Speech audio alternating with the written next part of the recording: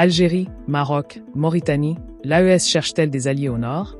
Une enquête géopolitique complète sur les relations entre la Confédération des États du Sahel et ses voisins du Maghreb. Le nord. Cette direction qu'on regarde souvent avec méfiance depuis le Sahel. Et pourtant, depuis 2025, les regards ne cessent de converger. En moins de 2 ans, la Confédération des États du Sahel, AES, Mali, Burkina Faso, Niger, a retourné sa carte diplomatique comme on retourne une veste. Rupture avec la France. Rupture avec la CEDEAO. Mais un vide diplomatique se crée. Un vide que 3 pays du Nord vont rapidement tenter de remplir, l'Algérie, le Maroc et, plus discrètement, la Mauritanie. Alors la question devient cruciale. L'AES cherche-t-elle réellement des alliés au Nord? Et surtout, ces alliés, sont-ils fiables? Pour le comprendre, il faut plonger dans les détails. Chaque relation a son histoire, ses contentieux, ses intérêts. Et la réalité est bien plus complexe qu'un simple rapprochement de façade. À la fin de cette vidéo, vous aurez une vision claire, factuelle et nuancée des dynamiques entre l'AES et ses voisins maghrébins. Vous saurez pourquoi l'Algérie revient en force, ce que le Maroc propose vraiment, et quel rôle discret mais stratégique joue la Mauritanie. Et vous comprendrez si l'AES gagne ou perd à s'ouvrir vers le nord. C'est parti. Algérie. Retour gagnant. L'Algérie, c'est un peu la grande sœur historique du Sahel. Depuis l'indépendance, Alger a toujours considéré le Mali, le Niger et le Burkina comme son précaré. Un prolongement naturel de sa zone d'influence. Mais entre 2020 et 2023, quand les putschs militaires se succèdent au Sahel, l'Algérie va commencer à perdre du terrain. Parce qu'elle est vue comme trop proche des anciennes puissances, trop lente, trop diplomatique. Et surtout, trop méfiante envers les nouvelles juntes. Résultat, Alger perd la main. Pendant plusieurs années, les relations se dégradent. Le point de rupture arrive en avril 2025. Un drone malien survole la zone frontalière près de Tinzawatan. L'armée algérienne l'abat, affirmant qu'il a violé son espace aérien. Bamako conteste fermement, soutenant que le drone est tombé sur son propre territoire. Les 3 pays de l'AES dénoncent unanimement ce qu'ils qualifient d'acte hostile. Ambassadeurs rappelés. Espaces aériens fermés. Les délégations s'affrontent même à l'Assemblée générale de l'ONU en septembre 2025. Pour l'AES, l'Algérie devient presque un ennemi potentiel. Mais 2026 marque un tournant. Dès le début de l'année, l'Algérie lance une offensive diplomatique massive. Le 15 et 16 février 2026, le président nigérien Abdourahmane Tiani se rend à Alger, son premier déplacement officiel hors de l'AES. Il est reçu avec les honneurs, troque son treillis militaire pour un boubou blanc. C'est hautement symbolique. En mars 2026, le premier ministre algérien Sifi Grib se rend à Niamey et signe des accords dans les hydrocarbures, l'énergie, l'industrie et la santé. L'Algérie ne se contente pas de belles paroles. Elle annonce un programme de 50 milliards de francs CFA, environ 88 millions de dollars, pour moderniser les infrastructures minières et énergétiques du Burkina Faso, et offre une centrale électrique de 40 MW. Le ministre de l'énergie algérien se rend à Niamey en janvier, puis à Ouagadougou en février. Pourquoi ce retour en force? Parce que l'Algérie réalise qu'elle ne peut pas laisser le Maroc s'engouffrer dans le vide laissé par la France. Et parce que l'AES, de son côté, a besoin de soutien diplomatique pour briser son isolement. L'Algérie propose une doctrine de non-ingérence extrêmement attractive pour des régimes militaires qui rejettent toute critique internationale. Mali. Le frère insoumis. Mais il y a un problème, le Mali. Contrairement au Niger et au Burkina, Bamako ne s'est pas encore réchauffé avec Alger. Souvenez-vous. C'est le drone malien qui a été abattu en avril 2025. Depuis, la méfiance reste extrêmement élevée. L'Algérie a toujours eu des relations compliquées avec le Mali, en particulier sur la question Touareg et l'accord d'Alger de 2015, que les autorités maliennes ont dénoncé en janvier 2024. Selon des analystes de l'ISS, le Mali reste sceptique, tandis que le Niger et le Burkina Faso montrent une volonté claire de réengagement. Le véritable test pour l'Algérie sera de convaincre Bamako. Sans le Mali, l'unité de l'AES est menacée. Et Alger le sait. La question qui reste en suspens, l'Algérie parviendra-t-elle à apaiser les tensions avec le Mali en 2026? Plusieurs rapports indiquent que des discussions discrètes sont en cours. Mais rien n'est encore signé. Maroc. Le rival audacieux. Pendant que l'Algérie patine, le Maroc, lui, accélère. L'approche marocaine est complètement différente. Là où Alger mise sur la diplomatie et l'énergie, Rabat propose une solution économique concrète et immédiate, l'accès à la mer. Le 28 avril 2025, les ministres des Affaires étrangères du Mali, du Burkina et du Niger sont reçus au Palais Royal de Rabat par le roi Mohamed VI. Ce n'est pas une visite de routine. C'est une offensive géopolitique majeure. L'idée, un corridor atlantique. En novembre 2023, le roi Mohamed VI avait annoncé une initiative ambitieuse. Permettre aux pays enclavés du Sahel d'accéder à l'océan Atlantique via les ports marocains. Concrètement, il s'agit d'un corridor routier d'environ 2200 km reliant le futur port de Dakhla, dans le Sahara occidental, sous contrôle marocain, au Mali, via la Mauritanie, avec des extensions vers le Burkina et le Niger. Les ministres de l'AES qualifient ce projet des « aubaines ». Ils saluent le soutien constant du Maroc au développement du Sahel. Et ils réaffirmeront cette position en juillet 2025 lors d'une conférence internationale à Séville. Pourquoi est-ce si important pour l'AES? Parce que ces trois pays sont enclavés. Leurs anciennes routes commerciales passaient par les ports de la CEDEAO au Cotonou, Lomé, Abidjan. Mais depuis la rupture avec l'organisation régionale, ces routes sont moins fiables. La Mauritanie devient une porte de sortie naturelle. Et le Maroc propose une alternative souveraine. Pour Rabat, les bénéfices sont évidents. Renforcer son influence régionale, contrer l'Algérie, et surtout, faire reconnaître implicitement sa souveraineté sur le Sahara occidental. Car c'est bien là que se trouve le port de Dakhla Atlantique, un territoire disputé avec le Polisario, soutenu par l'Algérie. Les pays de l'AES reconnaissent-ils le Sahara occidental comme marocain?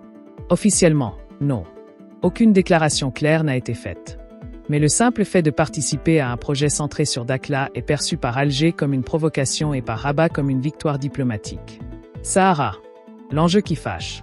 On ne peut pas parler des relations Maroc-AES sans aborder l'épineuse question du Sahara occidental.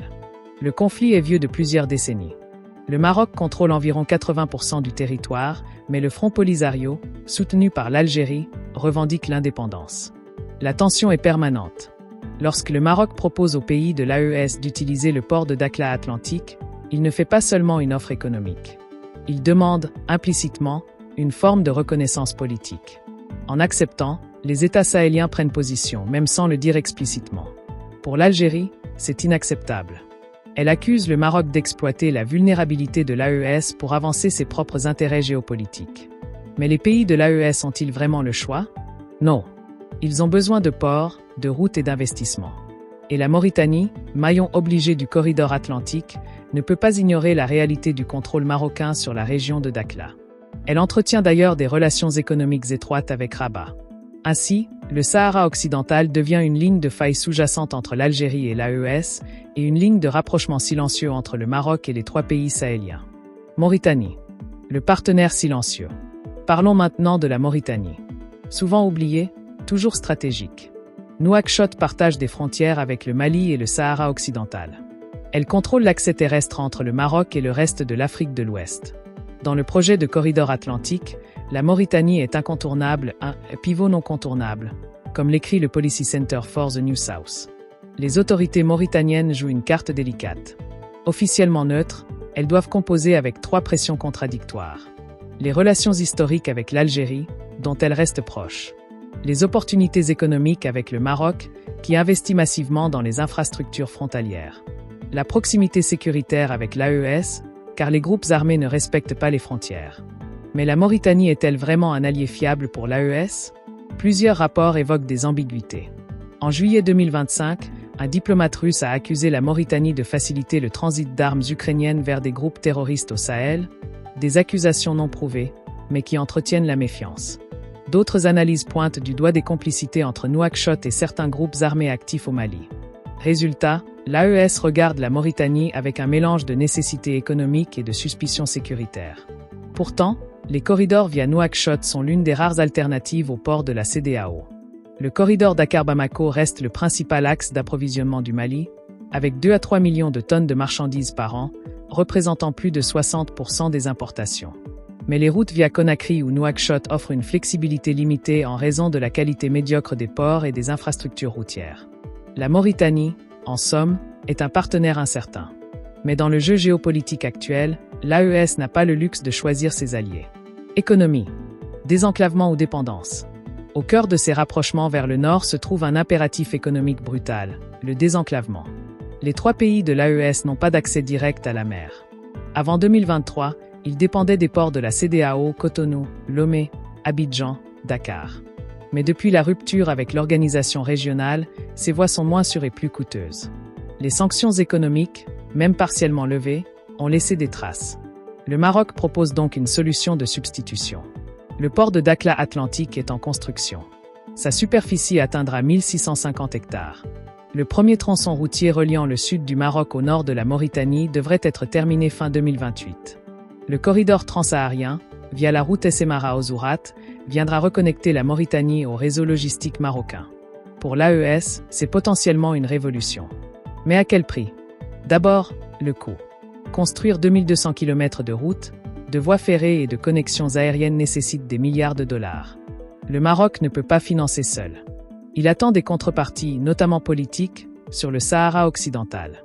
Ensuite, le temps. Fin 2028, c'est demain en géopolitique. Mais pour l'AES, dont les économies sont sous tension, demain peut sembler très loin. Enfin, la dépendance.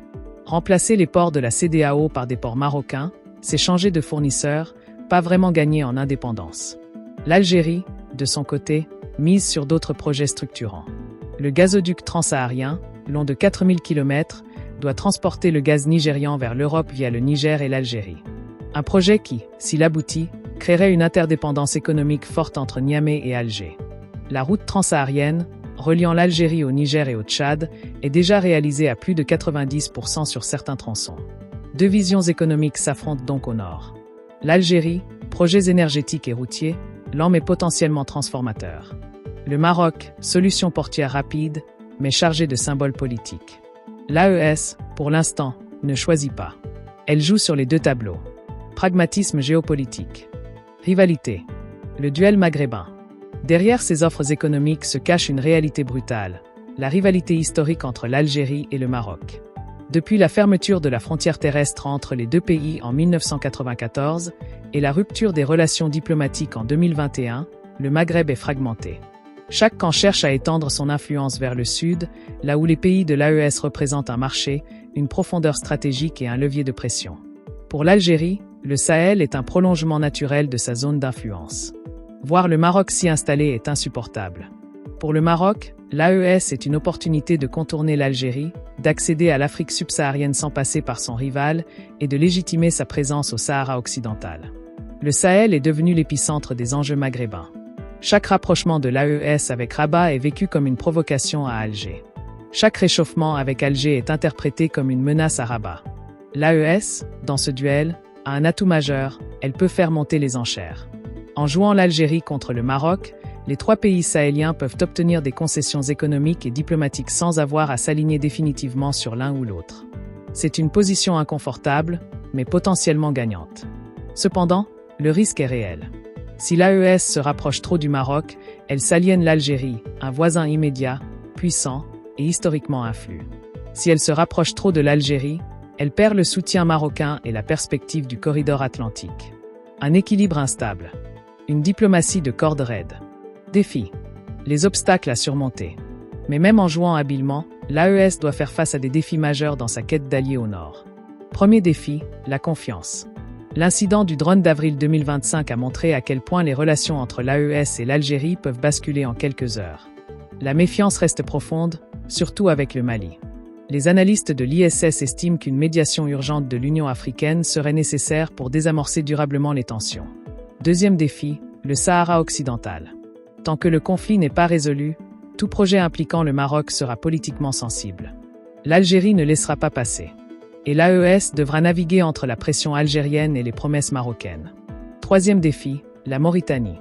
Ambiguë, parfois accusée de complicité avec des groupes armés, la Mauritanie n'inspire pas une confiance totale à l'AES. Pourtant, sans elle, le corridor atlantique est impossible. Nouakchott le sait et pourrait exiger des contreparties élevées. Quatrième défi, l'unité de l'AES elle-même. Le Mali reste plus méfiant envers l'Algérie que le Niger et le Burkina. Si Bamako refuse de suivre, la Confédération montre ses fragilités. Et les puissances du Nord en profitent. Cinquième défi, les délais. Les projets économiques, corridor atlantique, gazoduc transsaharien prendront des années. En attendant, l'AES doit survivre économiquement et sécuritairement. Les alliés du Nord ne remplaceront pas du jour au lendemain les partenaires perdus. Scénario. 3 futurs possibles. Alors, où va l'AES avec ses voisins du Nord? 3 scénarios se dessinent. Scénario 1, l'équilibre instable, le plus probable à court terme. L'AES continue de jouer l'Algérie contre le Maroc, sans choisir. Elle obtient des financements des deux côtés, mais aucun projet majeur n'aboutit vraiment. Les tensions restent latentes. La Mauritanie reste ambiguë. L'AES survit, mais ne prospère pas. Scénario 2, le basculement vers le Maroc, risqué, mais attractif. L'AES mise tout sur le corridor atlantique. Les ports marocains deviennent la voie principale d'accès à la mer. Mais cela signifie une reconnaissance implicite du Sahara occidental comme marocain. L'Algérie rompt définitivement tout lien avec l'AES. La frontière sud de l'Algérie devient une zone de tension accrue. Scénario 3, la réconciliation nord-africaine, optimiste, mais peu probable. L'Algérie et le Maroc apaisent leurs tensions, peut-être sous médiation internationale. Le corridor atlantique et le gazoduc transsaharien sont coordonnés. L'AES devient un pont entre le Maghreb et l'Afrique de l'Ouest. Mais la rivalité est si ancienne que ce scénario reste, pour l'instant, une utopie. Selon plusieurs analystes, l'équilibre instable est le plus réaliste pour 2026 à 2027. L'AES cherche des alliés au nord, mais ne leur fait pas entièrement confiance. Et réciproquement. Conclusion. Résumé en 12 points clés. L'AES s'est rapprochée de l'Algérie à partir de début 2026, après une grave crise diplomatique en avril 2025 liée à l'abattage d'un drone malien. Le Niger et le Burkina Faso ont renoué des liens avec Alger, mais le Mali reste méfiant. L'Algérie propose des investissements massifs, 50 milliards francs CFA pour le Burkina, une centrale électrique, des accords énergétiques. Le Maroc propose un corridor atlantique via le port de Dakhla, Sahara occidental, pour désenclaver l'AES. Les ministres de l'AES ont salué l'initiative marocaine comme une « aubaine » lors de leur visite à Rabat en avril 2025. Le Sahara occidental est un enjeu sous-jacent. Accepter le corridor, c'est implicitement reconnaître la souveraineté marocaine sur ce territoire disputé. La Mauritanie est un partenaire incontournable mais ambigu, accusé par certains de complicité avec des groupes armés. Le corridor atlantique représente 2200 km de route, avec une mise en service partielle espérée fin 2028. La rivalité historique entre l'Algérie et le Maroc se joue désormais au Sahel, l'AES servant de terrain d'influence. Les défis sont nombreux, manque de confiance, Sahara occidental, ambiguïté mauritanienne, fragilité de l'unité de l'AES. 3 scénarios, équilibre instable, le plus probable, basculement vers le Maroc, risqué, réconciliation nord-africaine, peu probable. L'AES cherche des alliés au nord par nécessité économique et diplomatique, mais sans leur accorder une confiance aveugle. Perspective future. L'année 2026 sera décisive. Les premiers tronçons du corridor atlantique doivent avancer. Les relations entre le Mali et l'Algérie pourraient se réchauffer, ou au contraire se dégrader définitivement.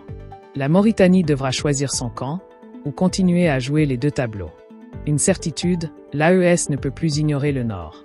Et le Nord ne peut plus ignorer l'AES. Cette interdépendance nouvelle est peut-être la plus grande transformation géopolitique du Sahel depuis la fin de l'opération Barkhane. Appel à l'engagement. Et vous, qu'en pensez-vous? L'AES doit-elle se rapprocher du Maroc ou de l'Algérie? La Mauritanie est-elle un allié fiable? Dites-nous tout en commentaire. Et si vous voulez comprendre les autres dimensions de cette confédération audacieuse, abonnez-vous et activez la cloche. La géopolitique africaine ne vous attend pas. Nous non plus. À la prochaine.